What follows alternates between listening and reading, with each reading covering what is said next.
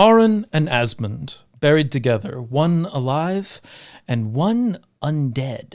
Now, the question is, upon examination of the story, were they gay or were they just tombmates?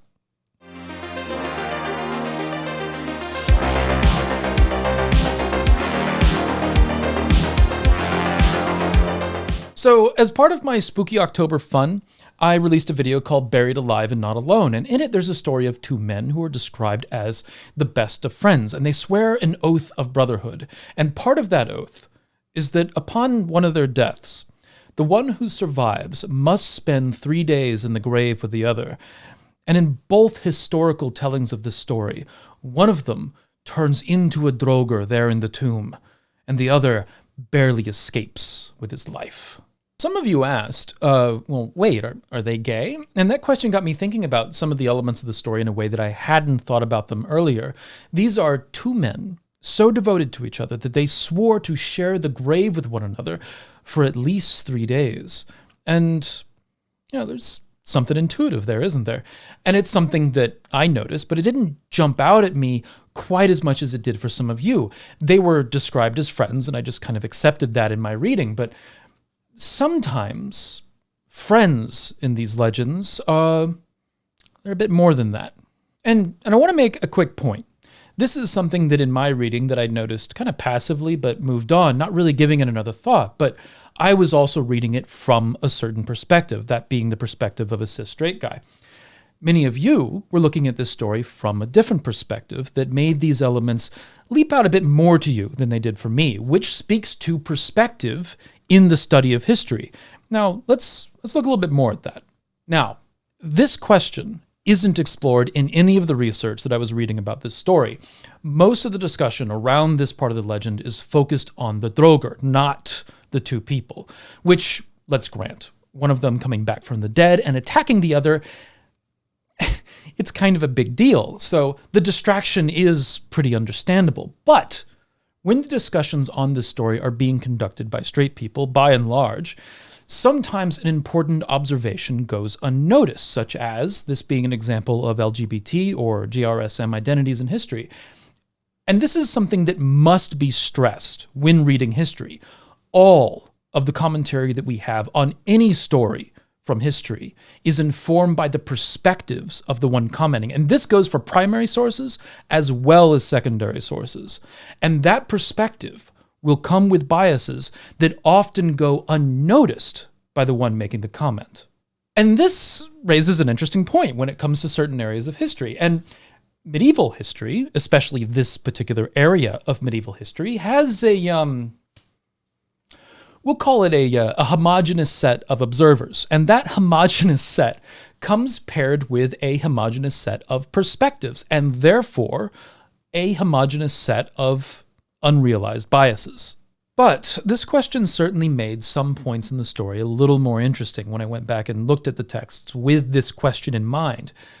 And as I said, there are two records of this story, both of them with a detailed account of the Draugr, and both of them expressing the devotion between these two men. Now, I want to mention two major challenges that come with trying to discern queer identities in history, especially in the case of the Vikings. The first is that often these relationships are masked by the passage of time and aren't explicitly stated. Nowhere in either record, Saxo's record nor the later Saga, is there an explicit reference to the nature of their relationship beyond a sworn brotherhood, even if the language around it is interesting. There are other examples like this in history, where sexuality is a matter of long-term debate, going on for centuries sometimes. Among them is Sappho of Lesbos, whose character and poetry inspired the origins of the terms sapphic and lesbian. The matter of ongoing academic debate around her sexuality is such that the phrase Sappho and her friend is it's a bit of a meme. Another example from Greek history is the relationship between Achilles and Patroclus, who aren't explicitly described as lovers in the Iliad. However, the reaction from Achilles, specifically to the death of Patroclus, seems to raise the possibility that their relationship was something more. And indeed, later, Plato acknowledges a debate not as to whether or not they were lovers, which seems to be accepted according to Plato, but as to which one was dominant. Plato, in Symposium, discusses the love between Achilles and Patroclus as follows, describing Achilles as having been told by his mother that he would die as surely as he slew Hector, but if he slew him not, would return home to end his days as an aged man.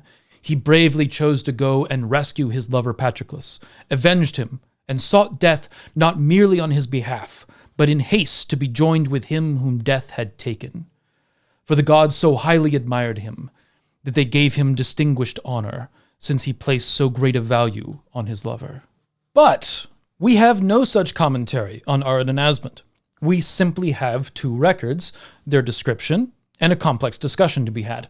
The main challenge here is that the true nature of their relationship will never actually be known, as one could even bring their historicity in general into question.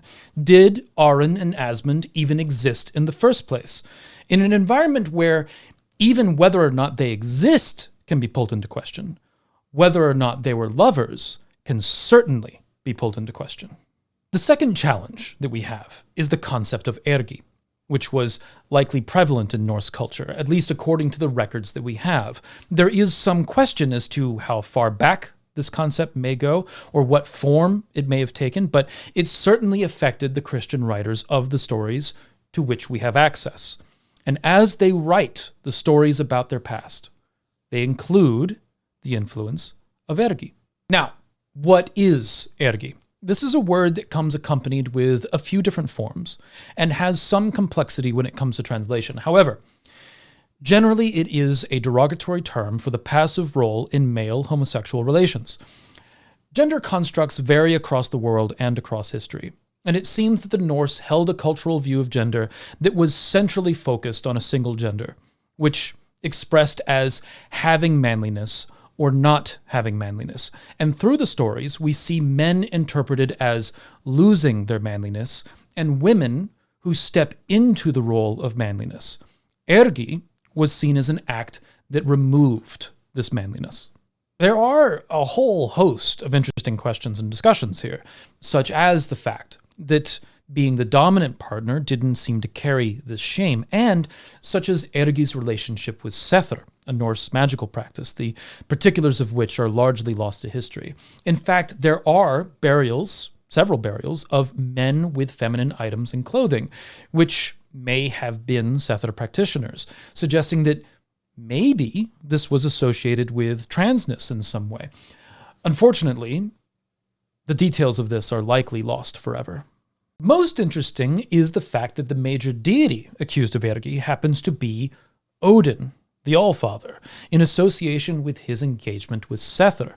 And it's certainly interesting that Odin, who is widely considered an extremely masculine deity, has this association, which is often interpreted as gender fluidity.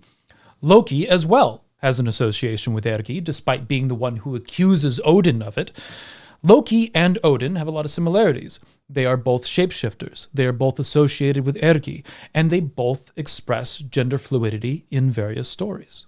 Now, with all of the controversy regarding Ergi aside, why does this complicate things? Well, it was seen as shameful. Therefore, it becomes a hurdle in any honest representation of queer relationships of the past. These relationships may have been secretive for the sake of reputation, for example. And further, there is significant reason for the Christian writers of the sagas to obscure Ergi when it comes to heroes, and perhaps even a motivation to ascribe it to villains. And we see this pattern today, where men who are villains in narratives might get cast as effeminate in some way, as if that's something that contributes to their status as a villain. However, the fact that there was such a strong attitude around Ergi confirms that though it was considered shameful, it was a behavior within the culture, though hidden, which then opens the door for looking at some of these depictions of close friendships and asking, wait, is there something here? The answer will, universally, be some degree of maybe, because there's no way to confirm or disconfirm these things, as is commonly the case in history. And let's be clear, sometimes close friends really are just close friends. But there's certainly some aspects in the stories that we can look at and go, yeah, that probably raises the likelihood. Sorry that Took a while to give that context. About 10 minutes of preamble was needed there. But the enduring attitude of Vikings manly takes a certain amount of time to deconstruct, and honestly, this was simplifying things to an extent. Too often, though, the archetype of the Viking warrior, clanking horns full of mead as they celebrate their raids, is initially what attracts people to this religion. And yes, that is a thing that is part of all of this, but in truth, this was a complex society of mostly farmers that contained all the complex aspects that humans carry with them. Which means, yeah, some of them were gay. And yes, that includes some of those warriors celebrating those raids. So, now that I've sufficiently burst the bubble that all the Vikings were hypermasculine all the time, let's talk about this specific example around Asmund and Aran, without the distraction of the fact that one of them becomes a reanimated corpse, chases the other around a tomb, and tries to eat him. Even if that might imply that Asmund looked good enough to eat. Asmund tells his story as a guest of Queen Eaglebeak, the ruler of Jotunheim in the saga. She wishes to know who he is and where he came from. Asmund's story contains some rather interesting observations. He tells of getting lost in the woods and meeting a man who he describes as handsome, and he comments that it seemed to him that he'd never seen a finer-looking man. Aran is credited with saving Asmund's life. They swear an oath of eternal brotherhood, and they make an oath that whichever of them dies first, the other shall spend 3 days in the grave with him. And as part of their oath, they agree to share all of their belongings equally with one another, and they engage in a ritual to show their devotion to each other by each opening a vein and then mixing their blood.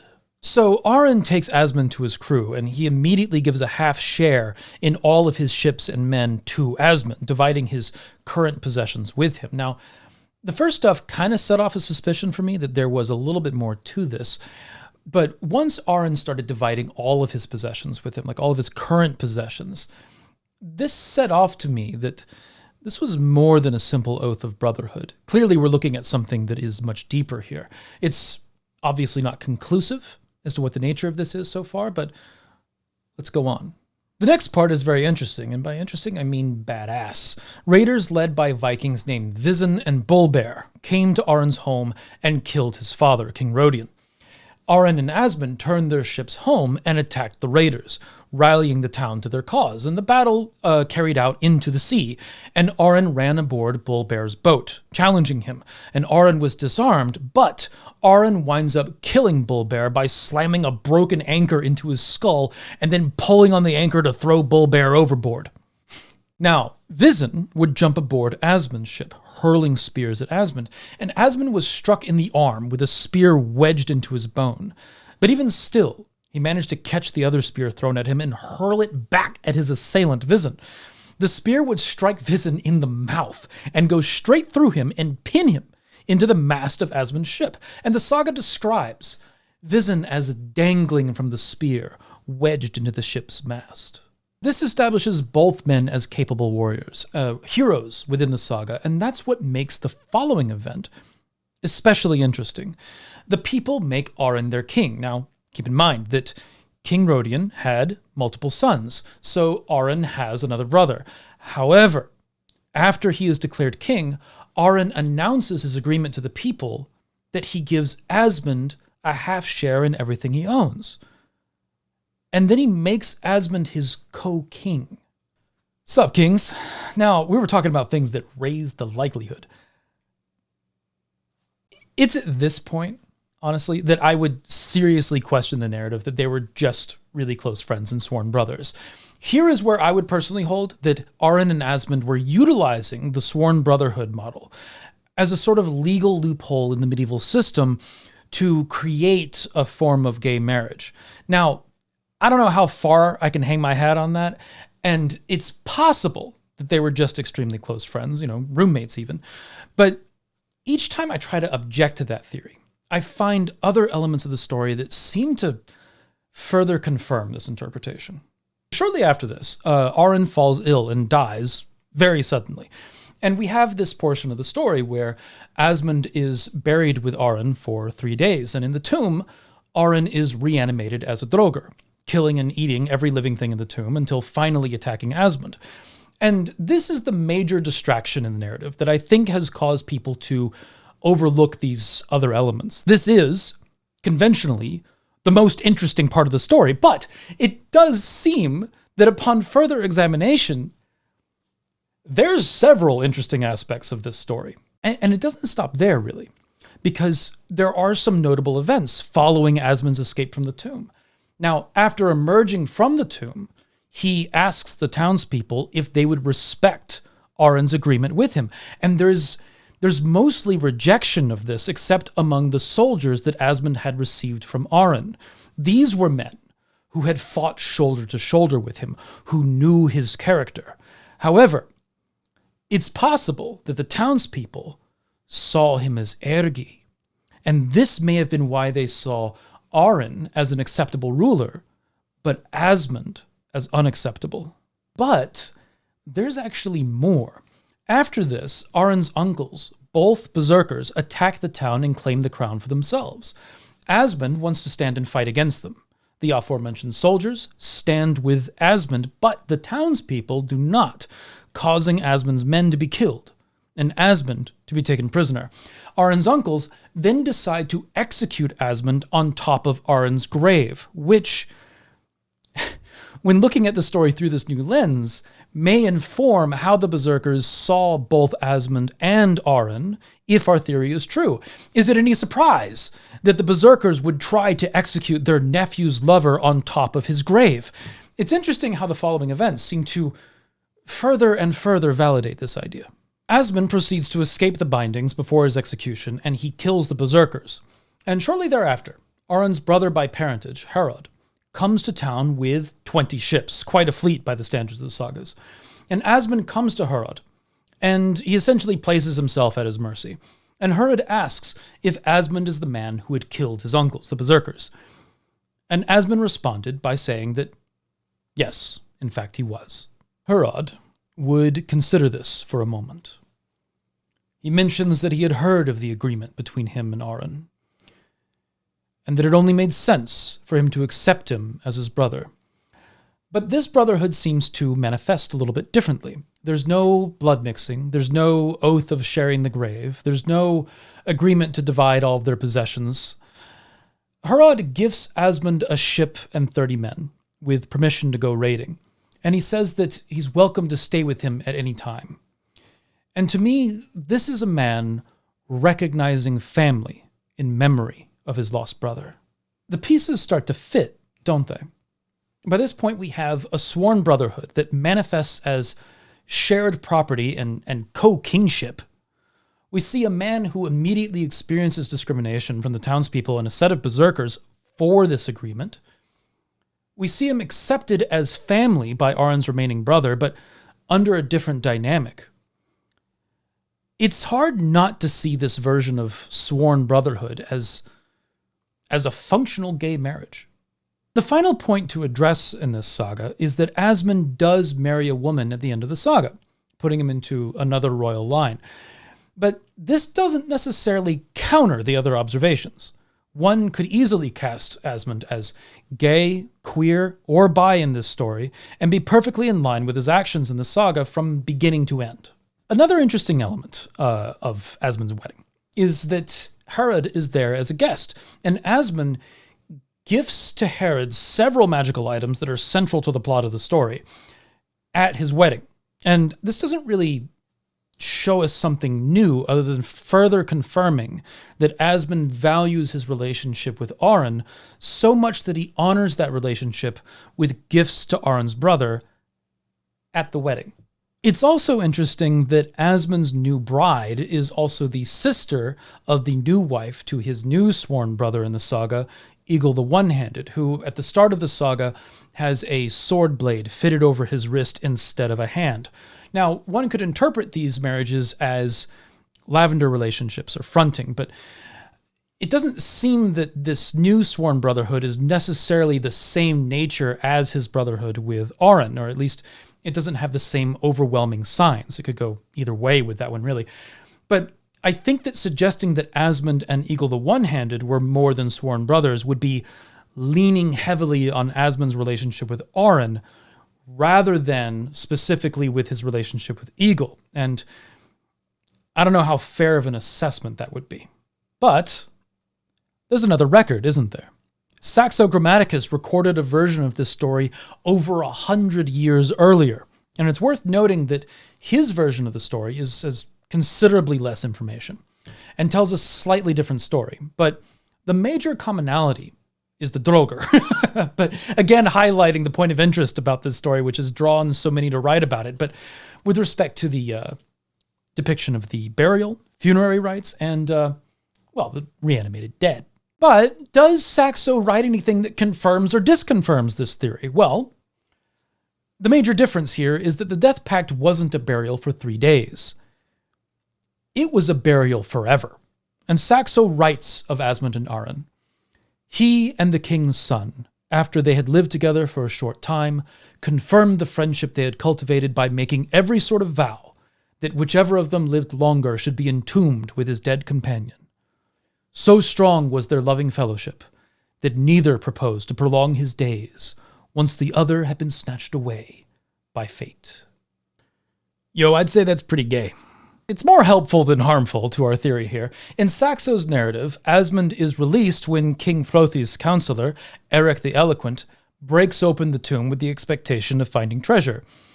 And instead he finds Asmund, who emerges from the mound, and the people run thinking that he's a Draugr, but Asmund explains that he had instead barely survived fighting a Draugr. I'll include a screenshot here of Saxo's telling of Asmund's fight with the Draugr, and feel free to pause and read it for yourself. It's one of the coolest little snippets of the haunted history of the Draugr. But I find it a ton of fun that in reading about the reanimated dead of all things, we stumbled across what I consider a fairly probable story of queer sexuality among the Vikings. A little bit of housekeeping. Saxo writes this story hundreds of years after the described event. This is a story that likely went through several iterations before it was recorded by Saxo and the writers of the Icelandic sagas.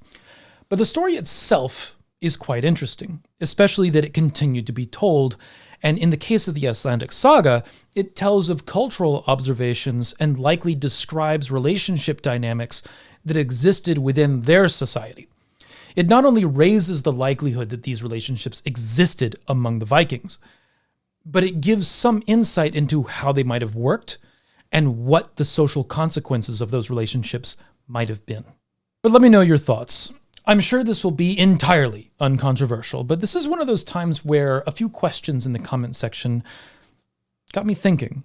And one of the things that it showed me is that these debates about sexuality are as old as society, and they'll likely continue for as long as we have society, which means the solution is end society. But with that, hail to my patrons for making this content possible. It's good to have people at your back. The subscribe button has given the like button a half share in everything that it owns, but they're just friends. Ring the bell if you want to see more crazy research dives like this. And remember to find a way or make one.